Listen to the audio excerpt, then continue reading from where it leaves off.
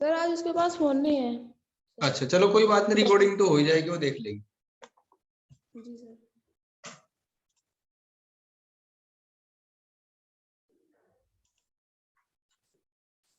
Last class में हमने क्या पढ़ा था, रैंक पढ़ी थी शायद।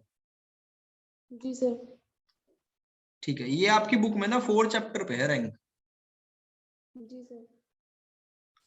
जो उसमें पढ़े थोड़ा सा आगे पीछे तो है, लेकिन टॉपिक वही है, ऐसा नहीं है कि कुछ हमने उसमें अलग से पढ़ लिया हो जो सिलेबस में ही ना हो। जी सर।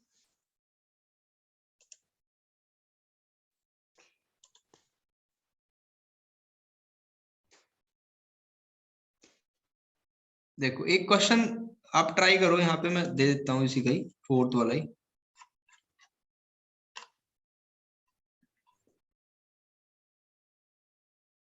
क्वेश्चन नंबर 5 को करना भाई।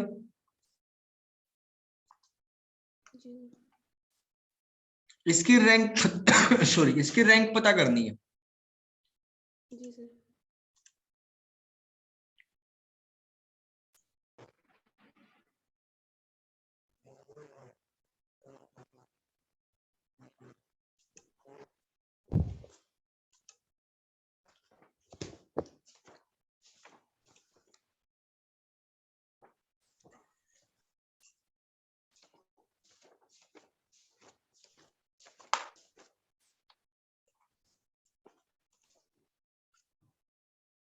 सर इसकी रैंक 2 आएगी।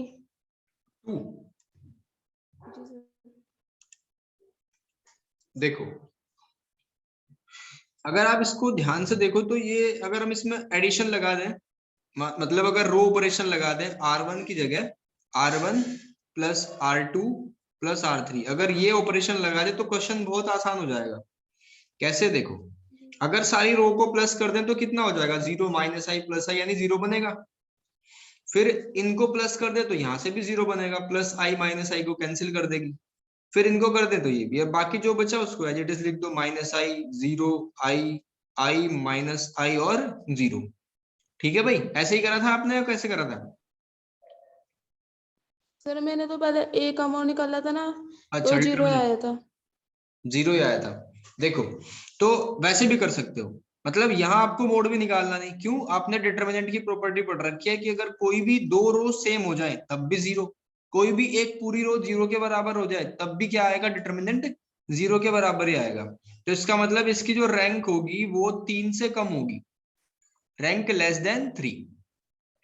तो अब इसकी कोई भी 2 रो या कोई भी 2 कॉलम छोड़ देते हैं। अगर हम इसकी कोई भी 2 रो और 2 कॉलम छोड़ दें तो ये बनेगा इस तरीके से, और अगर ये तो नॉन जीरो है ना, तो कितना हो जाएगा, आई स्क्वायर माइनस 0, तो ये तो नॉट इक्वल्स टू 0। तो इसका मतलब इसकी रैंक कितनी है, rank of this matrix equals to, आपने 2 बताया था ना? जी सर। ठीक है, 2 आंसर बिल्कुल ठीक है। सर इसका जो पहला क्वेश्चन है ना हमारे एक्सरसाइज का 4 है, ये बता दीजिए, इसमें आंसर ही नहीं मैच हो रहा है मेरा। आंसर मैच नहीं हो रहा, चलो देखते हैं इसी जी को। सर। सबसे पहले तो सोचा करो कि कोई डिटर्मिनेंट की प्रॉपर्टीज में लग जाएगी क्या। मान लो अगर हम रो को प्लस करें या कॉलम को प्लस करें या माइनस करें तो उससे कई बार आसान हो जाता है। जी सर। अगर हम सारी रो को प्लस कर दे तो 5 बनेगा, यहाँ 7 बनेगा और यहाँ 9, तो प्लस करने वाला तो काम चलेगा नहीं। अब कॉलम को प्लस करके देख लेते हैं, यह आ जाएगा यहाँ आपका 2 बनेगा, 4 3 7 और ये 10 बन जाएगा, 7 2 14, 7 और ये हो जाएगा आपका 9 14 14 हो जाएगा। चलो अगर हम 2 को कॉमन ले ले, 1 5 7 नहीं बनेगा। चलो इसको सीधा डिटर्मिनेंट ही निकालते हैं, जब कुछ ऐसा रास्ता ना लग रहा हो ना आसानी से, तो डायरेक्ट डिटर्मिनेंट निकालते हैं। तो इस पे लिख दिया प्लस माइनस प्लस और माइनस, तो +1 लिख दिया। अब इसकी रो और इस कॉलम को छोड़ देंगे हम, इस रो और इस कॉलम को छोड़ देंगे।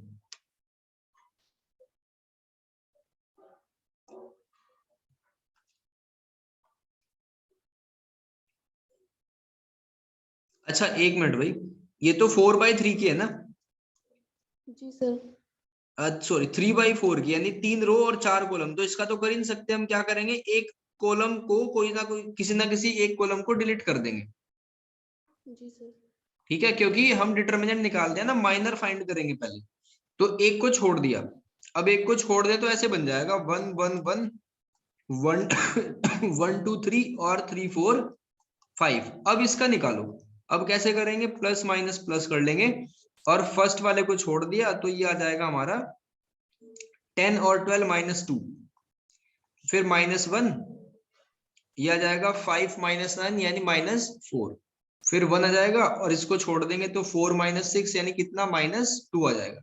तो -2 + 4 -2 तो 0 आ गया है, तो है ना। तो इसकी जो रैंक है वो 3 से कम है। ठीक है भाई, रैंक इसकी 3 से कम है। तो एक काम कर लेते हैं, फिर कोई माइनर ले लो। अभी देखो, इसको इसके बारे में मत सोचना, ये तो हटा ही दो इसमें से।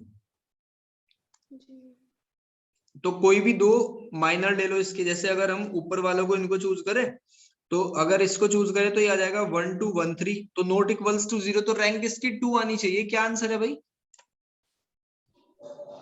सर 2 ये इसका आंसर। बिल्कुल। समझ आ गया ना, दोबारा बताऊं?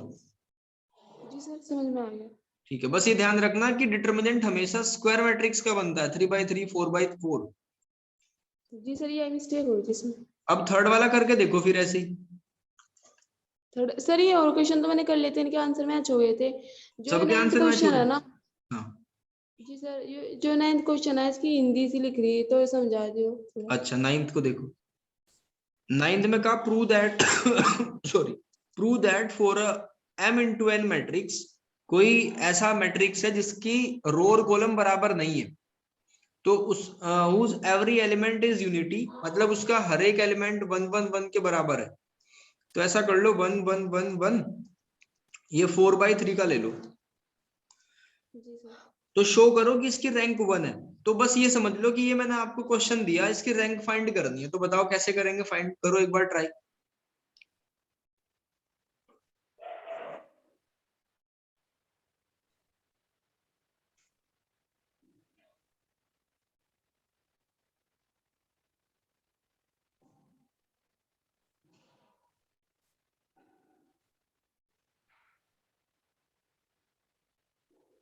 सर 0 ही आ जाएगा फिर से।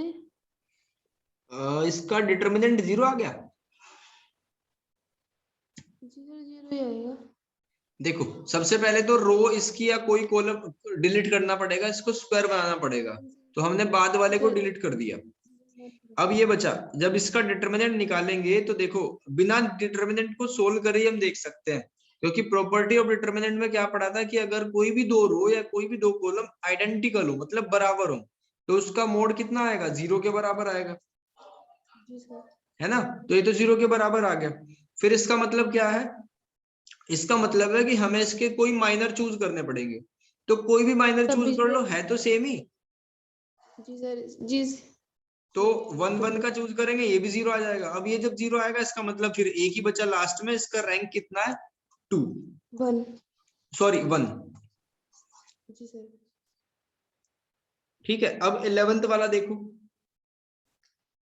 सर 11th वाले में ऐसा होगा, जो ए बी की वो करेंगे ना, बी का क्रॉस, हाँ, फिर उसका वो निकाल रैंक, फिर बाद में जो बी ए का करेंगे उसका रैंक निकाल लेंगे, फिर ये बराबर नहीं आनी चाहिए। नॉट इक्वल, बिल्कुल ठीक है, नॉट इक्वल आने चाहिए। ट्राई करो इसको एक तो बार। सर हो गया था, जो ए बी की आई थी वो तो हाँ, कर लिया था सर, ये क्वेश्चन तो मैंने। कर लिया आंसर वगैरह, चलो इसमें नॉट इक्वल तो प्रूफ ही करना था इसमें तो। जी जी सर। और 8th क्वेश्चन, सर क्या सर? 8th वाला 8th क्वेश्चन। वाला सर 8th की रैंक 3 आई थी। रैंक 3, चलो क्रॉस चेक कर लेते हैं एक बार, मैं देख लेता हूँ। भाई खुशी आवाज आ रही है क्या? पूछते रहा करो जो भी आपको समझ नहीं आता। यस सर आ रही है वो। सर ये जो पहला क्वेश्चन है ये एक बार अच्छे से दोबारा समझा दो। क्वेश्चन नंबर 1 या सर क्वेश्चन नंबर 8th? 1 अच्छा 1 को कोई बात आज नहीं। क्लास में सर नहीं सब आ रहा है। प्रॉपर आपने थ्योरी समझाई थी, इस वजह से नहीं आ रहा वो समझ में। कोई बात नहीं, मैं बता देता हूँ आपको। ये डिटर्मिनेंट सोल्व करना आता है भाई खुशी?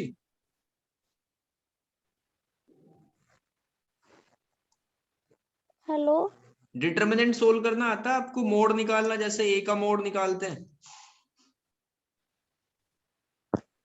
सर बता दो आप। एक बात बताओ मुझे, 12th में कितने नंबर थे मैथमेटिक्स में?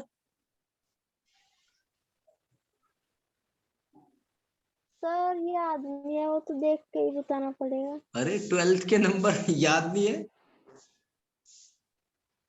कौन सी टोटल डिवीजन थी? नंबर तो पता है। डिवीजन कौन सी थी तुम्हारी? First, total number first division sir थी फर्स्ट उसकी। भी। फर्स्ट डिवीजन थी? अच्छा ठीक है, फिर तो समझ जाओगे जल्दी। चलो, स्कूल कौन सा था भाई तुम्हारा? सर सरस्वती राजकीय बालिका इंटर कॉलेज जबरेड़ा अच्छा, वाला। राजकीय से। चलो जी सर। देखो, रैंक फाइंड करने का तरीका सीख लो। पहले तरीका ये होता है कि हम उसका डिटर्मिनेंट निकालते हैं। मैं डिटर्मिनेंट निकाल के भी बता दूंगा। अगर वो 0 आ जाता है और कोई मैट्रिक्स हमारी 3/3 की है, तो इसका मतलब उसकी रैंक जो है वो 3 से कम हो जाएगी। ठीक है, फिर दोबारा उसका कोई माइनर चूज करते हैं। मतलब जैसे अगर 3/3 की मैट्रिक्स है तो 2/2 का चूज कर लेते हैं, फिर उसका दोबारा डिटर्मिनेंट निकालते हैं। अगर वो नॉट इक्वल्स टू 0 आया तो उसकी रैंक 2 है। आप 1-2 क्वेश्चन कर लेना, समझ आ जाएंगे। मैं बता देता हूँ, और बाकी प्रीवियस वीडियो देख लेना। मैंने लिंक भेज रखा होगा ग्रुप में वीडियो का। आपको शायद व्हाट्सएप पे ग्रुप में ऐड नहीं हो भाई। हाँ सर जी, ऐड नहीं हूँ मैं। तो साक्षी आपको ऐड कर लेगी ग्रुप में। ठीक है, आपको सारी वीडियो मिल जाएंगी। जो प्रीवियस लेक्चर है वो देख लेना और एकदम क्रिस्टल क्लियर हो जाएगा ये टॉपिक। Yes sir. इसको मैं बता देता हूँ एक बार, कोई बात नहीं। देखो, find the rank of the following matrix. इसकी रैंक आपको फाइंड करनी है। रैंक फाइंड करने के लिए जो मैट्रिक्स है वो सेम ऑर्डर का होना चाहिए। मतलब 4/4, 3/3, 2/2, ऐसा स्क्वायर मैट्रिक्स होना चाहिए। तो उसका हम क्या करेंगे, कोई एक रो खत्म कर देंगे। बताओ इसका ऑर्डर कितना है? फर्स्ट मैट्रिक्स का ऑर्डर बताना कितना है?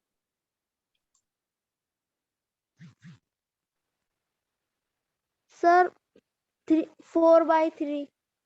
4/3 या 3/4? 3/4, हाँ, 3/4। 3/4 का है ना। पहले रो आती है, बाद में कॉलम।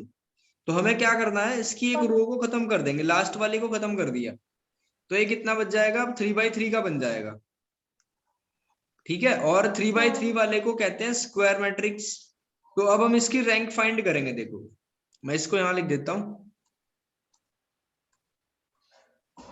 1 1 1 1 2 3 और 3 4 5। तो इसकी रैंक फाइंड करने के लिए पहले डिटर्मिनेंट निकालेंगे। 12th क्लास की बात है डिटर्मिनेंट वाला। तो डिटर्मिनेंट निकालने के लिए क्या करेंगे, ए का मोड इक्वल्स टू, हमने प्लस लिख दिया, और ये क्या है 1, तो +1 लिख दो यहाँ। फिर इस रो और इस कॉलम को छोड़ देंगे। ठीक है, इस रो को छोड़ दिया और इस कॉलम को छोड़ दिया, तो क्या बचा? 2 3 बचा। 2 3 4 5, इसको ऐसे लिख दिया। अब यहां देखो, फिर प्लस के बाद आया -1, तो -1 लिखा और उस रो और उस कॉलम को छोड़ दिया, तो कितना बचा? 1 3 3 5। फिर उसके बाद +1 है, फिर हमने उस रो और उस कॉलम को छोड़ दिया, तो बचा 1 3 1 3 और 2 4। 3 2 4। ठीक है भाई। Yes sir. अब इसको सोल्व करेंगे, जो छोटा सा डिटर्मिनेंट बना हुआ है, 5 2 जा 10 और 4 3 जा 12। बताओ 10 में से 12 माइनस हो गए, कितने बनेंगे? -2 -2। बचेगा इसमें। तो यहां लिख देंगे 5 -2 -4 और -2। ठीक, तो कितना आ जाएगा? -2 + 4 -2। तो बताओ फाइनल आंसर कितना है इसका? 0। 0 आ गया। तो जब भी डिटर्मिनेंट 0 आ जाए, इसका मतलब उसकी जो रैंक है वो कितनी हो जाएगी? ये 3/3 का मैट्रिक्स था ना अब आपका, तो रैंक इसकी 3 से कम होगी। ठीक, अब क्या करेंगे, इसका कोई माइनर चूज करेंगे। मतलब माइनर का मतलब होता है कोई छोटा सा हिस्सा। तो हम इसको ऐसे ले लेंगे। ठीक है, कोई भी चूज कर सकते हो, कोई भी, कुछ भी। तो हमने ये वाला चूज कर लिया, इसको यहां लिख लो, 2 3 4 5। अगर इसका डिटर्मिनेंट सोल्व करें तो कितना आ जाएगा? 10 - 12, 10 - 12, -2 आ गया। ये -2 नॉट इक्वल्स टू 0 है, तो इसका मतलब इसकी रैंक 2 है। ठीक, इसकी रैंक कितनी है? 2। 2। अगर ये भी 0 आ जाता तो फिर इसकी रैंक क्या हो जाती, फिर रैंक थी इसकी 1। समझ आ गया भाई? जी सर। Yes sir. चलो अच्छा, अगर समझ आ गया तो एक करके दिखाओ मुझे, 8th वाला क्वेश्चन ही करके दिखाओ। बिल्कुल ऐसे ही होगा सेम। Yes sir. फटाफट करो। सर जो ये एग्जाम्पल है ना, हाँ 4, जी। 5, 7 ये वाले नहीं हुए थे, और तो मैंने कर लिए थे एग्जाम्पल। अच्छा कोई बात नहीं, मैं बता दूंगा।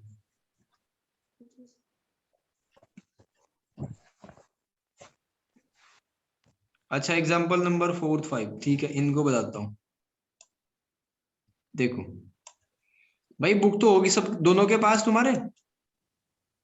जी सर, मेरे पास सर तो ये किसको निकाल 8 मेरे पास बुक नहीं है अभी बुक ये नहीं है तो वाली। 8th को देखो और फटाफट लिख लो, और बुक ले लो भाई, बुक तो लेनी जरूरी है। यस सर लेंगे, 2 बुक तो है मेरे पास, यही रह रही बस। अच्छा दूसरी बुक का नाम क्या है तुम्हारी, जो सिलेबस में है तुम्हारे फर्स्ट वाले? सर एक तो कैलकुलस है। अच्छा कैलकुलस है, और एक ये है क्या नाम, अलजेब्रा एंड मैट्रिसेस। सर ये तो ये वाली ये होगी ना, अलजेब्रा हाँ एंड मैट्रिक्स। बस अरे एक 2 ही और तो है है ना? सर, 3 बुक है। तीसरी कौन सी है? सर वो सर इंटीग्रल वाली, समाकलन वाली, उसमें समाकलन है। इंटीग्रेशन वाली? जी सर। वो तो कैलकुलस में ही आता है, इसका ना कुछ सिलेबस थोड़ा अलग सा है। जी सर। 3 मतलब बुक है सर। 3 बुक तो होती है, वो तो होती है हमेशा। इसमें क्या दे रखा है कि कुछ जैसे अलजेब्रा वाली एक अलग ही बुक होती है और मैट्रिक्स की अलग, तो दोनों इसमें मिला रखी है। और जी सर। जनरली एक क्या होता है कैलकुलस में, डिफरेंशियल और समाकलन और अवकलन दोनों आ जाते हैं। इसमें अवकलन की अलग बुक दे रखी है तुम्हारे वाले में। चलो खैर कोई बात जी नहीं, सर। हो जाएगा वो भी। जी चलो फिर एग्जाम्पल कर लेते हैं भाई, आप क्वेश्चन नंबर 8 को कर लेना और एग्जाम्पल नंबर 4 यस को देख सर। लेते। इसमें लिखा हुआ है show that rank of transpose of matrix is the same as that of original matrix. देखो साक्षी, इसमें आप कोई भी एग्जांपल ले लो, कोई भी अपनी एक्सरसाइज का एक क्वेश्चन उठाओ, ठीक, उसका ट्रांसपोज कर दो। ट्रांसपोज करना तो आता ही है ना? मान लो आपने ले ली 1, 3, 5, 2, 0, 1 और 1, 9, 2। इसका ट्रांसपोज कर देंगे तो क्या आ जाएगा, 1, 3, 5, 2, 0, 1 और 1, 9, 2। तो दोनों का रैंक सेम ही आएगा, इस क्वेश्चन का यही मतलब है बस। और ये जो थ्योरी में प्रूफ करा रखा है ना, ऐसे सॉल्यूशन से बचा करो, क्योंकि इनको हम लिख नहीं पाते, कितना याद करोगे, कितना रटेंगे इनको। जी सर। ठीक है सर, हो जाएगा। अब तो बस इसका भी मतलब कि रैंक निकालना है और इस वाले का बिल्कुल, दोनों का पीरियड सेपरेट निकालेंगे। रैंक निकालना है। जी सर। अब देखो फाइंड द रैंक ऑफ, ये वाला क्वेश्चन थोड़ा इंपॉर्टेंट लग रहा है मुझे, मतलब अलग है इन सबसे। देखो क्या करेंगे, पहले तो हम इसकी डिटर्मिनेंट निकालेंगे, वही तरीका डिटर्मिनेंट निकालने का जो 12th क्लास में हमने सीख लिया। तो ये इस तरीके से आ जाएगा, जी सर। ठीक है। अब इसके बाद की कहानी समझनी है इसमें। अब ये नहीं पता हमें कि ए की वैल्यू क्या है, बी की और सी की क्या है, तो पहली कंडीशन में हमने ले लिया कि भाई तीनों बराबर है, ए बी सी तीनों बराबर है। तो अगर हम तीनों को बराबर रख दें तो क्या आ जाएगा, ये 1, 1, 1 की सेहत पे तो कोई फर्क नहीं पड़ रहा, ये तो वही रहेगा। जी सर। और बी और सी की जगह आप ए को, मतलब पूरे को ए में कन्वर्ट कर दो। तो जब बी और सी की जगह ए करेंगे तो क्या आएगा, 2a, 2a और 2a। यहां भी बी और सी की जगह ए पुट कर देंगे तो ए स्क्वायर, ए स्क्वायर, ए स्क्वायर आ जाएगा। और आपको पता है कि अगर ऐसा डिटर्मिनेंट, ऐसा कोई मैट्रिक्स बनता है जिसकी, देखो पहले वाली रो क्या है, 1, 1, 1, और अगर दूसरे वाली में से ए स्क्वायर कॉमन ले लो तो क्या बनेगा, कुछ ऐसा सीन बनेगा, 1, 1, 1, 1, 1, 1 और बीच में 2a, 2a और 2a। यानी आपने ए स्क्वायर पूरे में से कॉमन ले लिया।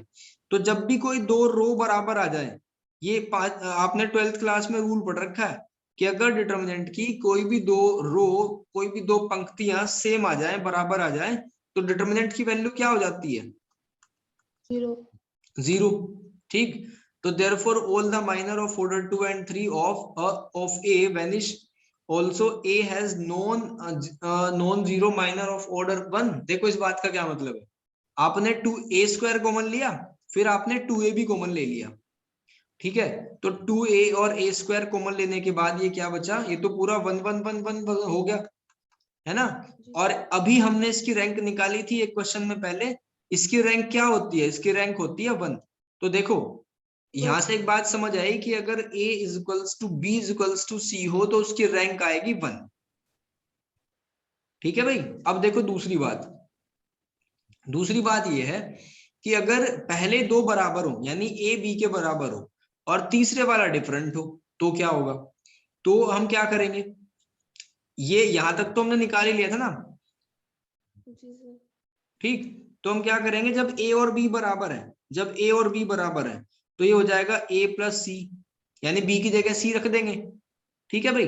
B की जगह B की जगह A रख देंगे, B की जगह A रख दिया, तो ये C प्लस A आ गया, ये भी C प्लस A आ गया, और B की जगह जब A रखोगे तो ये भी 2A आ जाएगा। देखो B पूरा गायब कर दिया हमने, A और C में रखा अपने क्वेश्चन को। तो हमने देखा कि भाई C1 जो है, यानी पहले वाला कॉलम और दूसरे वाला कॉलम ये दोनों सेम है, तो इसका मतलब इसके डिटर्मिनेंट की वैल्यू क्या आएगी, 0 के बराबर आएगी। जी सर। जब 0 के बराबर आएगी तो रैंक चली गई इसकी 3 से कम, ठीक। फिर हम कोई भी एक माइनर चूज कर लेंगे, कौन सा माइनर चूज करेंगे, कोई भी चूज कर लो। तो ये चूज करके देखेंगे कि ये तो क्या आ रहा है, नॉट इक्वल्स टू 0 आ रहा है, इसका मतलब इसकी रैंक कितनी हो जाएगी, 2 हो जाएगी।